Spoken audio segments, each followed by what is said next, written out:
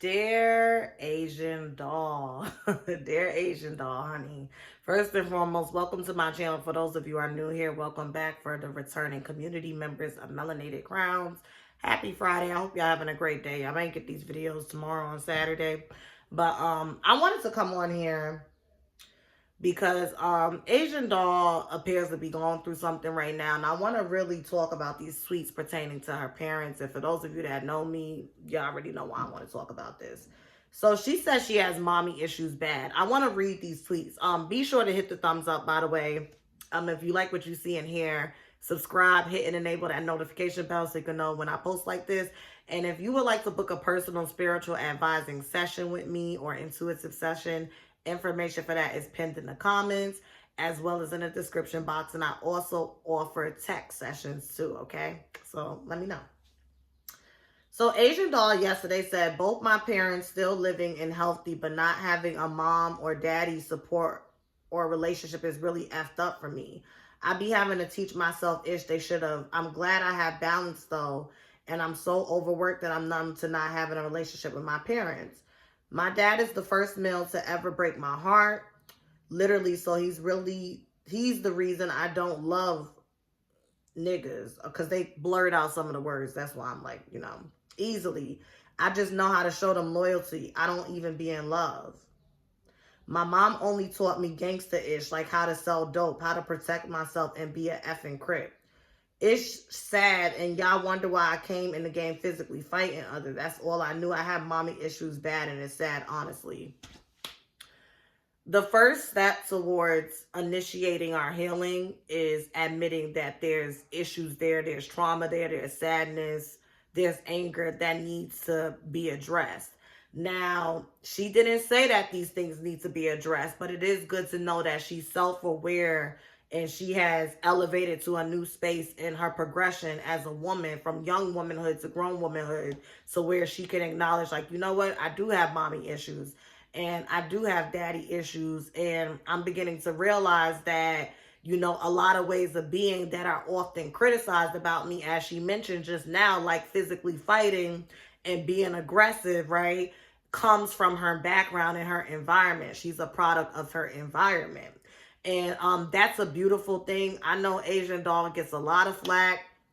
She do be inserting herself and coming real aggressive and real confrontational. And she could be very abrasive. In addition to that, we are all human. And I feel like she's indirectly crying out for help, and she's been crying out for help. Something tells me that King Vaughn's transition was a divine event for her. Just the meeting, because I remember during that time she kept talking about, I only date killers and you need to have X amount of bodies under your belt before you step to me. And King Vaughn pretty much checked all the boxes for her ideal of, her dream man and her other half and someone who compliments her well. And then he was murdered on camera, so that's traumatic to love someone or be infatuated with them or have a bond, whatever you want to call what they had, and then see them get murdered on camera. And, I feel like after that, that's when we begin to see a shift in Asian Doll. And like we say, growth, healing, and ascension is not linear. You can make several strides and then be triggered and regress a little bit. But the regression is part of the process, because typically when we regress, I personally, in my opinion, and I'm not saying this is the gospel, I feel like that's God's way of trying to redirect our route, trying to get us in alignment, or saying, you left this stone unturned. Yes, you've made progress, but there's something else that you need to address. God gives us what we can handle. So it's never going to be a situation where you commit to healing and going to therapy and getting clinical and holistic intervention so that you can get those resources and tools to make better decisions, to where you have to deal with everything at once. And I think that's why a lot of people, especially Black and brown people, because we are susceptible to a lot of trauma because of this westernized socialization that we live in, which, is very indoctrinated with systematic racism. I think a lot of black and brown people become afraid to, face our demons and go to therapy because we think, damn, we've been suppressing for so long, turning a blind eye for so long.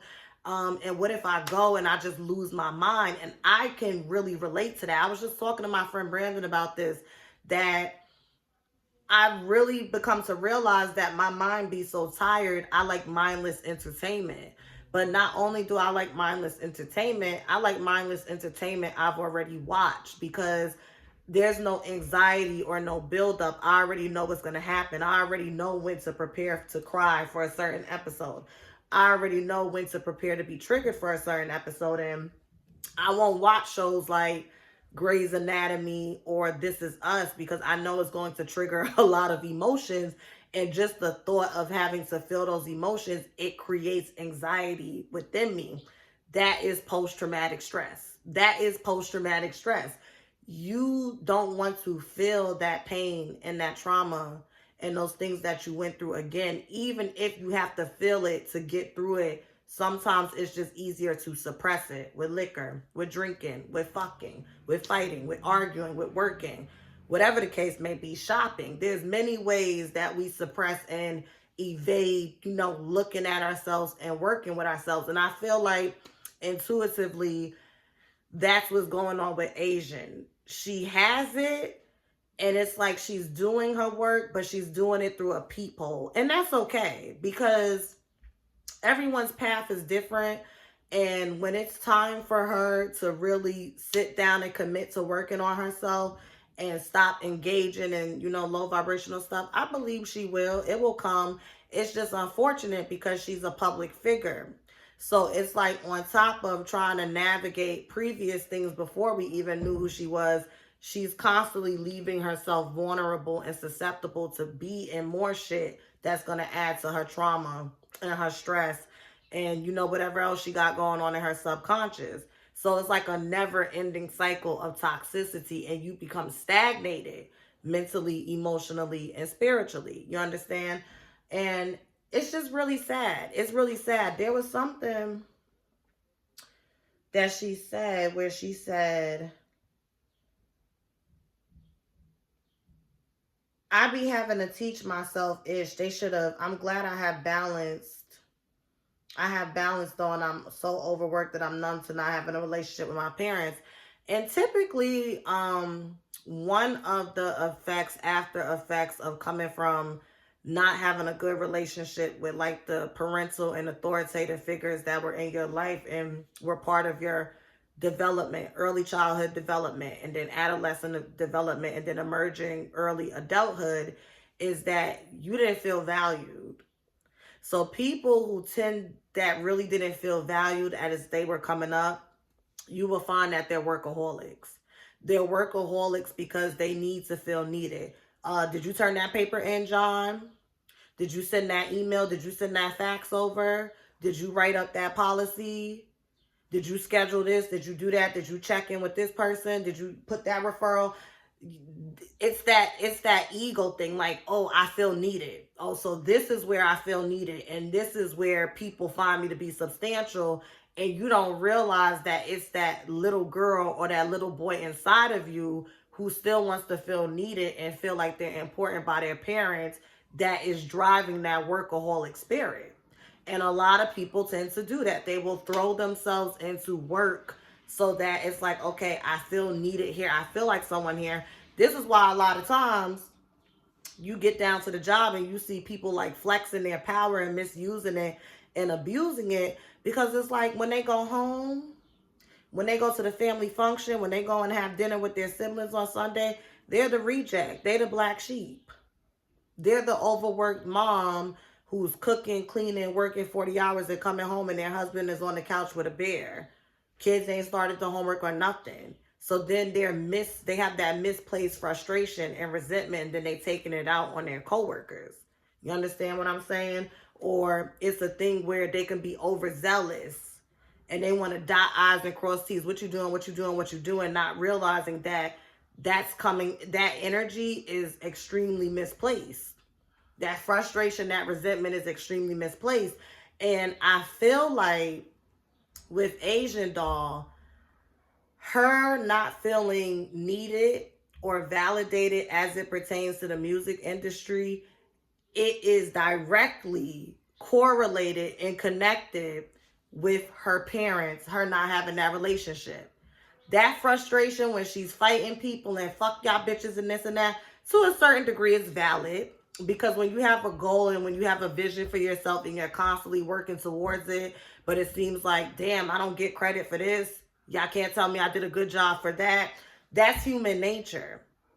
In addition to that, when you already come from a background where your parents, the two people that are supposed to introduce you to what it means to be valued and how you should be treated and the principles and the morale, okay, and the barometer of integrity and ethics that you are supposed to abide by, when they drop the ball and then you go out into the real world and you see that that cycle is repeating, you instantly revert back to where it initiated, which is at home. So I really hope that she takes all of these epiphanies and tweets and goes to therapy. You can do it, Asian. If I could do it, you could do it. Take that fucking jewelry off and that weave out your hair and go pay for a therapist, or keep the weave on and keep the jewelry on and go take your money and get you a therapist, a spiritual advisor, and or a life coach, and get you a goddamn publicist or mentor for the music business. Shout out to my old spiritual advisor, Hugazo, from Black Spectrum Network. He said in life you need three people: the mentor in your career field, somebody that has accomplished or made strides in the career field that you would like to thrive in to guide you, a spiritual, religious, or holistic or like life coach advisor for helping you navigate day-to-day stuff, and then a therapist to really get into your psyche and help you with your cognitive distortions and so on and so forth, and your subconscious patterns and ways of being. Three people. It really will always mind boggle me how people have all this money, jewelry, designer shit, and you are dying on the inside and you won't take that money and go and get help. But then I'm lying. It doesn't boggle me because I just explained why people don't do it. But it still does. Multiple truths can coexist. Like, I understand it, but I don't understand it. And maybe because I'm just someone that's always, like, I have moments where I don't want to do my work and I'll get depressed and I'll lay around and smoke weed and drink wine and binge watch stuff and eat junk food. But I could only do that for so long before, like, with inside myself, it's like, all right, bitch, let's go. We getting back up and we getting back to it.